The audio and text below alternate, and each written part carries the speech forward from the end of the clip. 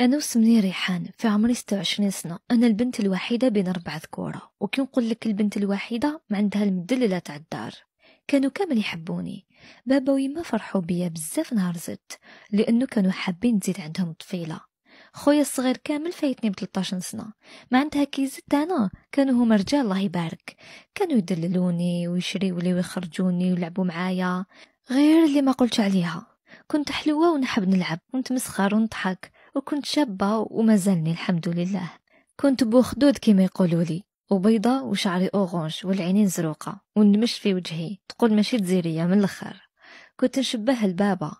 وستي اللي هي جداتي، حنا القبائل نقولوا ستي، كانت تعيط لي غير المشماشة. حنا كنا ساكنين في ديار القصبة. بابا مسكين كان على قد الحال، كان صنايعي في الحانوت تاع النحاس، واللي يجيبوا النهار يديه الليل، ودارنا كانت قريب تريب على راسنا وما كاش وين نروحو. هذاك ما إلا خاوتي تاني كانوا يخدموا في طوابة لنافيغيو كما يقولوا كل نهار ونهارو، والحمد لله.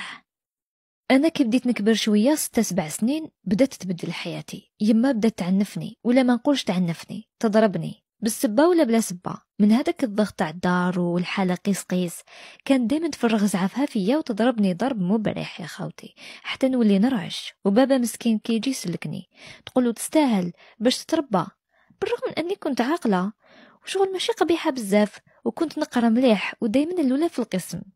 بصح كانت من الضغط تجي تفرغ زعفها فيا. المهم انا مع الوقت راني نكبر ونتعقد في حياتي من الضرب تاع يما، ودايما تحسسني بلي نستاهل الضرب. وكبرت معايا عقدة اني دايما نحب نكون ضحية، ودايما نحب نكون مظلومة.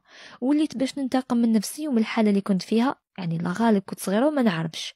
وليت نسرق الدراهم الدار، نسرق تاع خاوتي تاع يما تاع بابا، ونروح نلعب ونشري بيهم الحلوى وناكل ونخلص حتى البنات ونبزع دراهم هكا. حتى بداو دارنا يفيقوا بلي دراهم راهم يروحوا من الدار.